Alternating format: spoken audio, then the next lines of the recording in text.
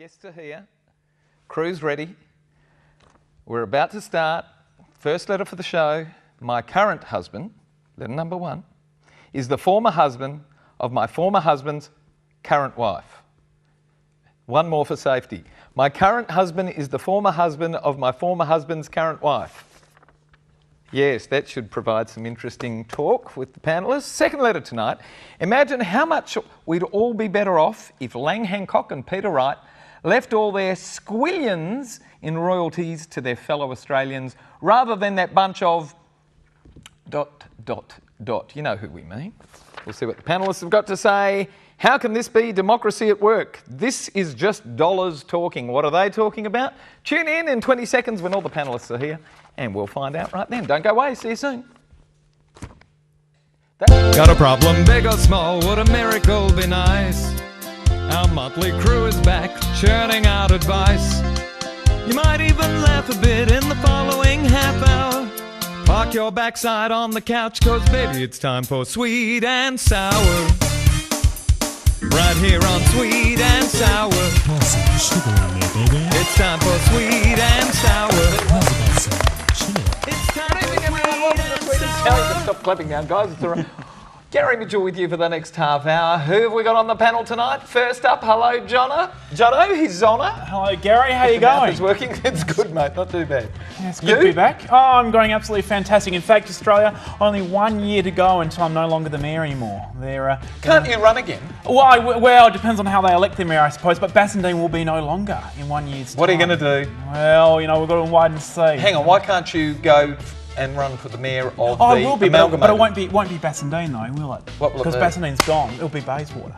Our arch nemesis. I'll go and take over Well, my arch nemesis. You can't be telling people it's your arch nemesis. Oh, They'll of never course vote for you. No, I love Bayswater. Bayswater people. Bayswater. I'll suit them. I'll fix you up, They Bayswater. both No start worries. with B. B. Hello, Louise. Hello. This is the first time you and I have been on together, I so know, to speak. this is great. Welcome. After all these years, thank After you. all these Thanks years. for having me. Oh, it's terrific. To the I'm glad to actual hear picture. you. You've been back in our home state of Perth for how long? I have 2 years now, actually. Well, they don't Yeah. all know you anyway because Brisbane, Sydney, Melbourne, they get 2 years. Yeah. Well, because I was living in Sydney for a long time. Fantastic. Yeah. No wonder you came home. 20-something years. I know. I love it. Love My being brother back lives home. there. Oh, really? In Sydney? Yeah, but he loves Yeah. it. Yeah. All good. Seen the letters tonight? I have. I've And? been having a little bit of a look. Well, you know, yeah, I've got some opinions. Why Me you're things. here. Probably not Have good you seen ones. the letters tonight, Alex? Yes. You're holding up your... Oh. Hello, pussy. Yeah, there we go, yes. Oh. Everybody all together? Oh. And the reason you're holding that up is because... What? Oops. My Because chair what? keeps Is swinging this around. an award winner of some sort? No, Is no. it? Actually, I won an award for that Alaskan Malamute. I won first prize. Fantastic, very Yeah. good. So this is a pastel of a cat from my local vet because he's getting really old, and they did buy another one that I did of the other cat that recently got put down. So I thought, why don't I do another? Harry, have you had your pussy pastelised by our lovely Alex here? No, I haven't. Hello, mate, how are you?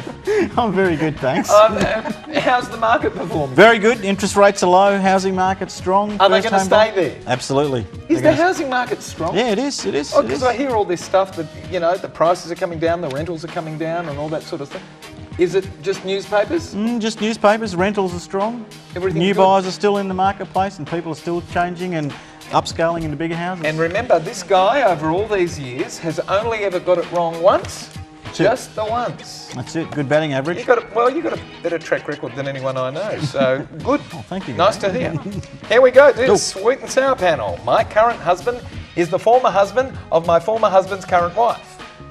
That is to say that my first husband ran off with my girlfriend, and after some time, I married her ex-husband.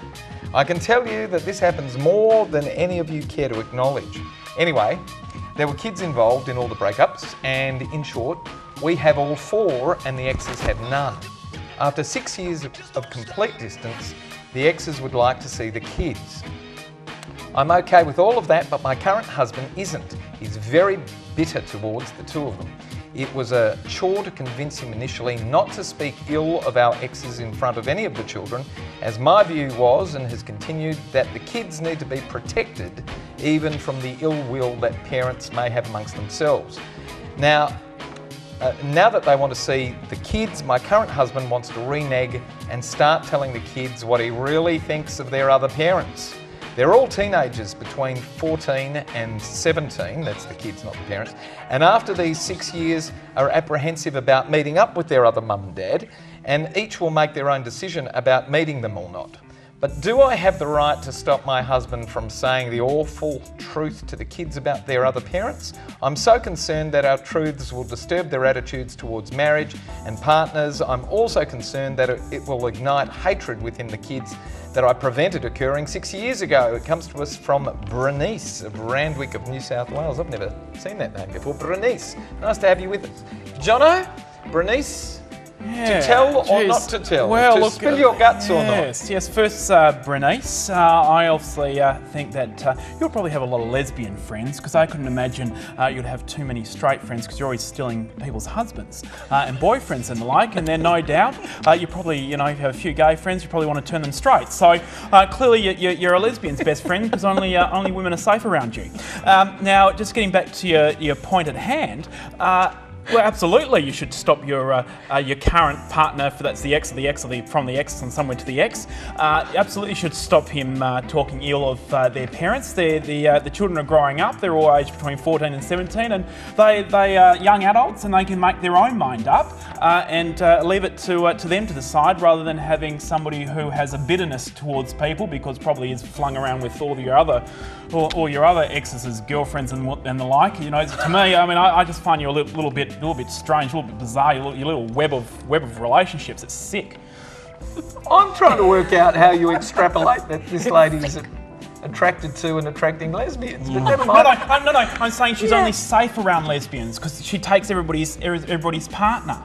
Well, her partner's So taken every time she goes to a barbecue, she's like a praying mantis. float She's just it looking together for a bloke. afterwards. Praying mantis. Okay, all right. She's looking for a bloke. Be Okay. warned. Okay, Lou, what do you say to poor Well, old Bernice? Bernice, I actually do agree with you. I think you do have to tell your husband to wind his neck in at this point. Because the kids, well, they're not kids, they're young adults now, aren't they? It's 14, 17, aren't they? Life's going to happen to them anyway, though. Well, yeah, but I think they have the right to actually see their other parents, don't you think? Okay. And after 6 years of having not seen them, and of course they'd be anxious about it and have some trepidation, but I think they need support and nurturing right now. And I think Bernice is right. Husband needs to wind his neck in and just keep his opinions to himself and let the kids make up their own minds about what they What if he doesn't, Alex? What happens if he launches? What's going to happen to the kids? What are you scared of? What's Bernice scared of here?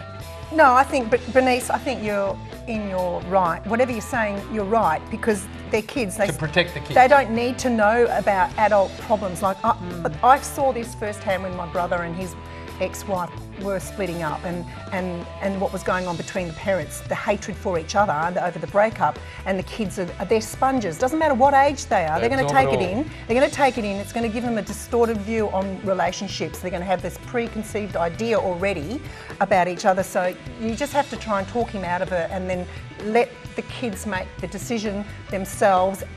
All you have to do is just give them continual love and understanding. That's all. Harry, isn't this a distortion by itself, by protecting the kids from the real world? No, I think that I was just trying to work out. The first husband ran off with a girlfriend. The second husband was the ex-husband, and now I've got a current husband. So I wonder if she had any husbands in between. I don't know. But anyway, look, I think the best thing. Lots of current affairs. I think the best thing is that I agree with you, Louise. He needs to wind his head in. Otherwise, number 3 might need to be replaced by number 4. And it looks like you've got a very good batting average there, so that wouldn't be very hard. And I just think that, look, it's got nothing to do with him. It's your kids, and It's his kids too, remember? well, no, it is. But Gary, sometimes the truth needs to be tempered. What's your role as a parent, though? Well, your role as a parent is to be a good role model. Yeah. A good role model, and to teach them coping skills. Exactly right. But by protecting them too much. But hang on. But she's saying her husband, her current husband, I think we're on number 3. He's sort of reneging. So he's going to teach them, look, I said this to your mum and said this is what I'd agree to, but now I've reneged on that and this is what we want to do. So he's not actually, there's a disconnect in that story, Gary, seriously. Yeah. He just needs to, as you said, dial it back a bit and just settle down. Death and taxes, next on Sweet and Sour. Don't go away.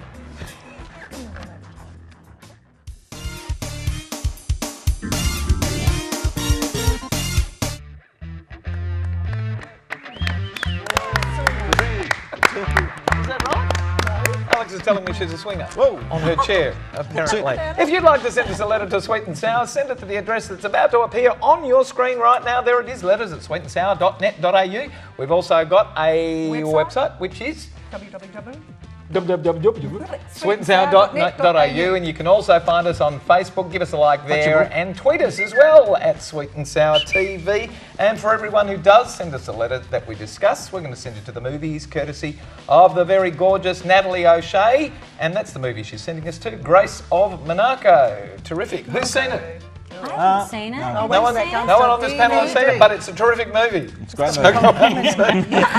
Hello, panellists.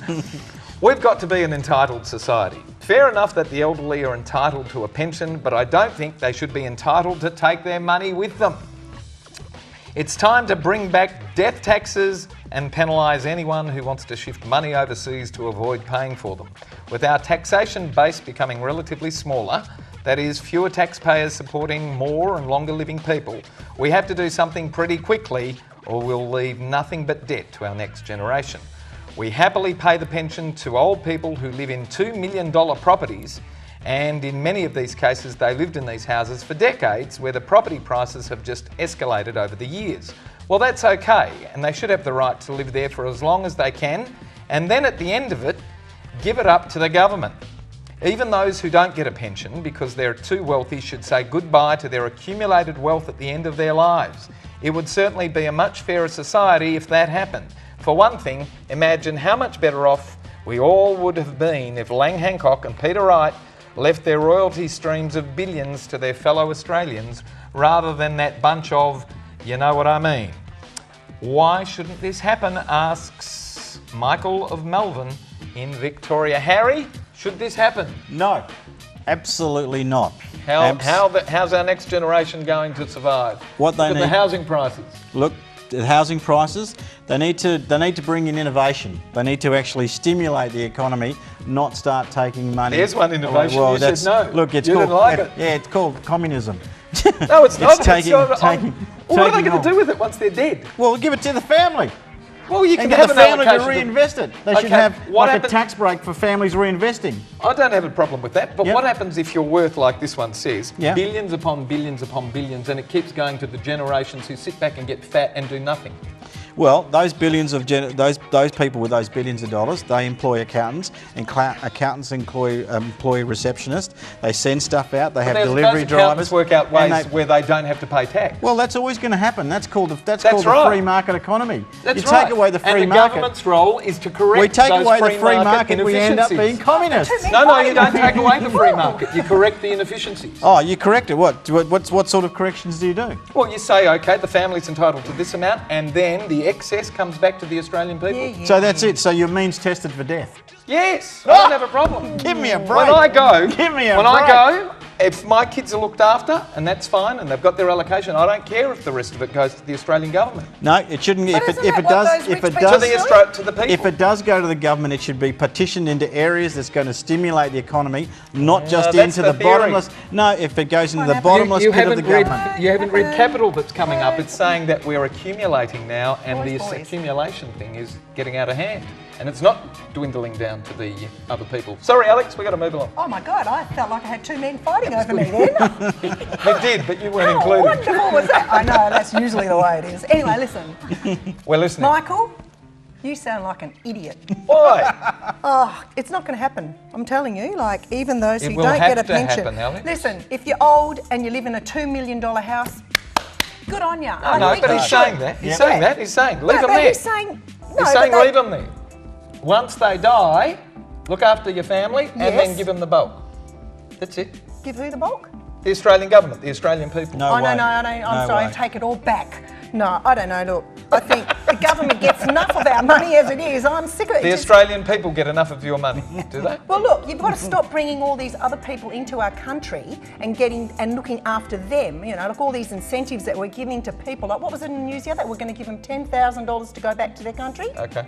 Something like that's been happening for 10 years. No, it was 4,000, now it's 10,000. It's been happening for a while. Yeah, well, Lou? where's our money going? Michael, I think we should leave the old Australians well alone. No, I think we shouldn't be taking the houses off people once they're dead. They're gone. No, I just really believe that, and Watch I just this think space. It's going to happen. no, because haven't tax base is older getting Australians smaller. been taxed enough throughout their whole But you're not lives? taxing them, and you're not affecting their standard No, of but living. they've already given back to the country, haven't they? Throughout their whole working But we all do. lives. We all do. And at the end, I know we there's do. why take it with them? Jono, But they're I'm not sure you've taking got a it with view. them. Yeah, It goes look, back to the family. It's contentious. I'm actually not opposed to this. I actually think it needs to be looked at, and we need to have serious discussion my God. in Australian society about what we do. And I have to say, rationalisation is a great thing. My grandmother, my grandparents brought their block in Bassendean. In the reassessment that Centrelink did, basically she had a vacant block next door to her land, and it was unreasonable for her to receive a full pension if she's able to sell that block next door to her land that she could self-support herself on, and that's effectively what she did. She sold the house and the block and moved to a smaller house, then she could self-support herself for the rest of her life. God rest her soul, she's now passed. But I actually don't disagree with rationalisation and looking at things and seeing how better we can obviously make sure we have income coming in for future generations. And I agree with looking at it. I don't disagree with Harry's suggestion, potentially having tax breaks if people reinvest from wealth that they've gained. I think we need to have a discussion. I think we actually need to have an open discussion about how we create and how we continue to prosper into the future, including this one that for some reason nobody wants to tackle, nobody wants to talk about, Which is? the GST. You have to look at that base. Whole new discussion. A whole new discussion, but an open discussion needs to take When place. we come back, we're going to continue the topic that money talks. Don't go away. More of Sweet and Sour. Sweet and sour. I woke up for this. How'd that work out for you?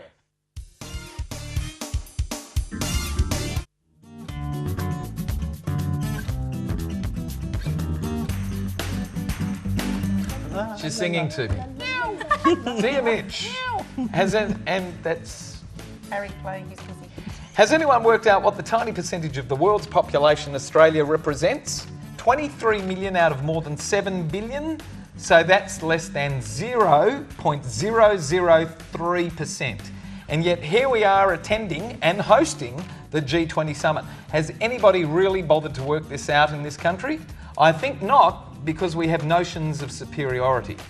If we look at just our export income, especially mining income, we're amongst the wealthiest people in the world. And there's the answer. We can buddy up to the economic powerhouses because our 23 million lives are worth far more than any 23 million lives in Indonesia or Africa or South America. Do we really think we have the right to sit at that G20 table and preside over the agenda and direction of the world's nations? How can this be democracy at work? This is just dollars talking. And in the end, we haven't the capacity to manage any issues on the international arena. Has everyone forgotten Kevin Rudd's failed Copenhagen stance? We have no place sitting at the international tables, especially when we're such a fat and spoilt group of people who can't think of how to solve our own poverty issues, especially our First Nations people's issues, nor can we find it within our greedy little hearts to share what we have with those unfortunate souls seeking refuge here. No, we just turn back the boats and blame Indonesia. We have no place at the G20. Nicole, North Perth in WA. Alex, quick one. Nicole, you know, Nothing like being quick. You've got nothing to say. I agree with the part about, let's help our people here that we've got here established in Australia, or the homelessness and people that are living on the streets, instead of supporting other countries. And the more we support other countries, the less fortunate for our own people here that are struggling. You know what I mean? Like, why? I don't. Alex, she's saying we should support other I countries. know, but she's saying no. No, we just turn our backs on the boats. But that's too greedy. And the because thing- we're too greedy. That's what we do. Okay. Harry? G20. I was still trying to work it out. At the end of the day, we need to be part of the global solution, whether you like it or not. And we've got to go in and we've got to, even though we are 0.003, which I was impressed with the calculation, we still need to be involved. But what we do need to be involved is we need to have a presence as a country We don't need people going over portraying to be rock stars to try and get things done. Who's a rock star? Well, there was one person that went over there to be a rock star. Didn't work out too well for him. But the thing there is that, look, we need to be part of a global solution, and the only way to bring multiculturalism in and look after all the things that are going on, because we're all these people living on one planet, is that we need to talk, and it's as simple as that. Jono, G20, gee whiz, it's a think tank more than anything, isn't Well, it? look, Nicole, you're an idiot. An absolute fair dinkum idiot. This is, Australia is one of the we're probably the best country to live in. We're a first world country, got a lot of wealth. We absolutely should be at the G20 at the table. We're one of the most multicultural societies in the world, and we should absolutely share how we've done. Absolutely, and be helping out other nations. And the G20, I think it's fantastic that we're having these international countries come to our country. And again, we just talked earlier about creating wealth and what have you. Well, this creates, obviously, kicks the economy up in Brisbane. They'll probably get a nice turnover and kick over when this happens, the G20. So, look, Nicole, Australia's a wonderful place. We absolutely should be at the table, and I think you're an absolute idiot for saying anything else. Lou, last word on this one. Are you going to be riveted to the outcomes of the G20? Well, no, I actually agree with the guys, though. I really think we need to be there on the world stage as well. With Tony. I mean, we are, and we should be proud of our We've got country something to offer. because we are only a small population, and the fact that we, are up there, like. And anything that as they a wealthy nation, manage to garner, they'll take it home, and people will vote on it if it's no good. But it costs a lot to put it on, doesn't it? It does. To host it. Costs us. Yeah, do you like this letter? No, I don't like. You don't like this letter? I What don't letter like do you it. like to give away the pair of limited edition sunnies? Even though I didn't answer it very well, letter 2. Letter 2. Letter All right. 2. Letter 2, which is the Entitled Society. All right, Alex, do you like letter 2? No, letter 1. Jono? Look, I'm going to go letter 1 as well. I think she needs the glasses. Two for letter 1. Okay. Harry, which letter do you like? Because I love the G20 theory, I'm going with letter 2. Oh, it's balanced. All right, let's give it to letter 2 then, because I like letter 2. Hang on, which one's from Perth? We don't have to send it to you blokes. Yeah, she's a Let's G20, let her. yes. Didn't get a vote. Yeah. All right, no We good. need to Okay, ship coming her out to off letter 2. somewhere There you go. A pair of limited edition Sundays, courtesy of Alon Treves and Aussie Opticals. We've got to go. So wonderful to have you on this panel. Thank you, great to be back. 12 months worth of 12 the months, mayor that's right, yes. of Bassendean, Bassendean, and then you yes. might be the mayor of Bayswater. if they elect you. Hold on. Wow. Yes, That's yes. it. Lou, Very good. You're Lou, so worthy. you going to run for the seat of Bayswater as well? Not at all. But although, now that you've mentioned it, maybe I should. Let's see how I go. Just Maybe. put it out there. Good to have you on the show. Thank you for having me. It's been Terrific great. to have you. Al? And when you do that, make sure you contact me to do your portrait. Oh, absolutely. Oh, very nice. That's sure to get you a few votes from Yeah. Alex and Alex's family. And I could do Harry. the jingle. Yes. oh, we can do the jingle. Yeah. Yes. I could do the jingle. Next time you come on the show, Yes. you've got to give us some positive news again. Again. Again? Absolutely, I'll keep it. Give us some positive news to wrap up the show. Mate, today's a good day and tomorrow's going to be even a better day. Oh, what a nice way to end the show. Thank all of our wonderful panellists, our Good terrific night. crew, and thanks for having us at home tonight, Australia. See Good night, ya. everyone. Good night, everyone. Bye-bye. Bye-bye. Yay.